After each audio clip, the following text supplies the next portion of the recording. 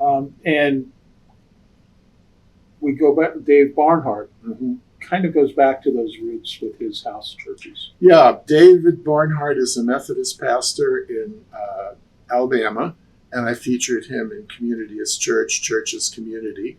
What he has done is to revive house churches. Now, house churches got a revival back 30 or more years ago, in the 70s and 80s and 90s.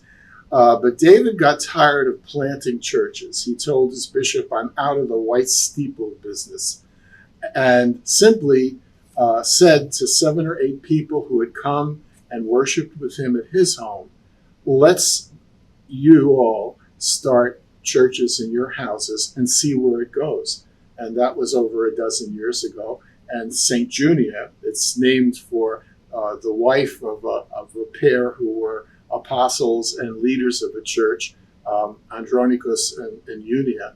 And just as an aside, that's particularly appropriate in this 50th anniversary year of the first ordination of women priests in the Episcopal Church. That's correct. Yes, Paul writes to these people, Andronicus and Junia, but also Lydia and Phoebe and others, as my co-workers, meaning you do exactly what I do.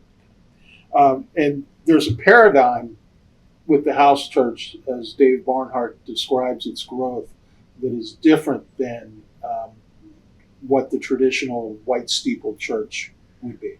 David Barnhart is also got a doctorate in New Testament exegesis and in homiletics, so he knows what he's talking about when it comes to the origins of Christian congregational life in the scriptures.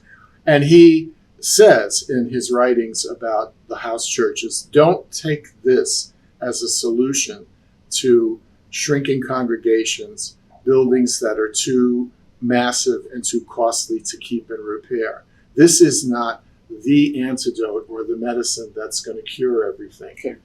I'm looking to specifically, Dave talks about how when a house church reaches a certain critical mass, instead of just adding more seats at the table, it kind of goes like this.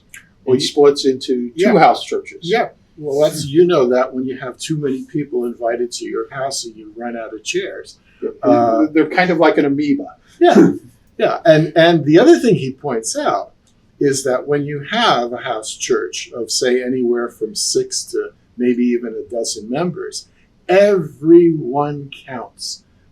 You can't just decide to take a Sunday off because you really will be missed. Now, that's not to exaggerate. Of course, you could take a Sunday off. You may have to go to a wedding or a funeral or a vacation or something like that. But his point is that it's okay to be small congregations today.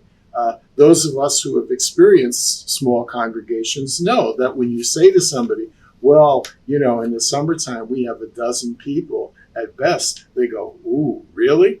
Well, that dozen people is still a community, and they talk to one another during the week.